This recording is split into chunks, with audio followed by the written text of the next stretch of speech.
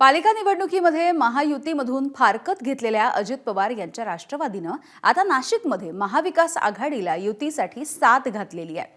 अजित पवार यांच्या राष्ट्रवादी काँग्रेस पक्षानं महाविकास आघाडीला युतीसाठी प्रस्तावही दिला असा दावा ठाकरेंच्या शिवसेनेचे माजी आमदार वसंत गीते यांनी केलाय।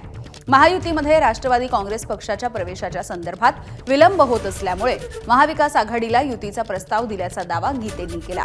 मात्र राष्ट्रवादी काँग्रेसकडून या संदर्भात कोणतीही अधिकृत प्रतिक्रिया समोर आलेली नाही।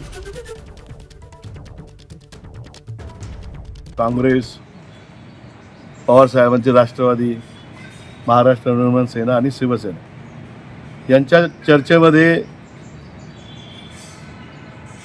बाकी मंडळी येते, कम्युनिस्ट येत आहेत, त्यांच्याशी चर्चा झाली आणि म्हणून माजी खासदार देवीदास पिंगळे यांचा 3 दिवसापूर्वी निरोप आला की अजितदादांचा सुद्धा आम्हाला निरोप आहे की जे पुण्यात घडते ते नाशिकमध्ये करा आणि आपण सगळे एकत्र लढू। आम्ही त्यांना सांगितलं तुम्ही आमच्या सगळ्या बाकीची चर्चा करा, आम्ही वरिष्ठांशी चर्चा करून आम्ही निर्णय घेऊ। एबीपी माझा, उघडा डोळे बघा नीट।